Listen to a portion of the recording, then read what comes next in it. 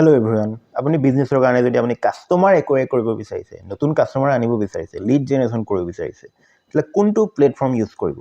Facebook মেটা use কৰিব নে গুগলৰ প্লেটফৰ্ম ইউজ কৰিব? আমি ক্লায়েণ্টৰ লগত কাম কৰোঁ, তেতিয়া বেছিভাগ ক্ষেত্ৰতে দেখা পাওঁ যে যেতিয়া আমি ডাইৰেক্ট ৰেছপন্স এড চলাওঁ, এতিয়া ডাইৰেক্টলি আমি ৰেছপন্স লাগে সেই এডৰ পৰা, তেতিয়াহ'লে সেইটো ক্ষেত্ৰত মেটা ফেচবুক এডত বেছি ভাল ৰেছপন্স পোৱা যায়। গুগল এডৰ ভিতৰত বুলি ক'লে আমি গুগল চাৰ্চ হৈ গ'ল, গুগল ডিছপ্লে হৈ গ'ল, ইউটিউব হৈ গ'ল,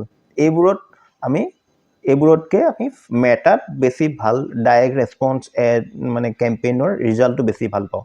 স্পেচিয়েলি যদি আমি ফেচবুক আৰু ইউটিউবৰ লগত আপুনি কম্পেয়াৰ কৰিব বিচাৰে, তেতিয়াহ'লে ফাৰ বেটাৰ, আপুনি ইউটিউবতকৈ ফাৰ বেটাৰ হয় ফেচবুক।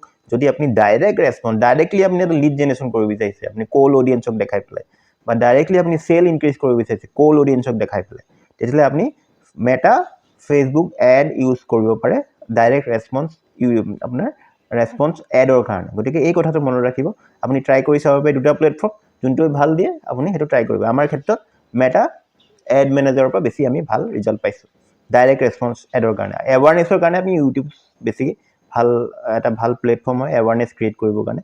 গতিকে এই কথাটো মনত ৰাখিব।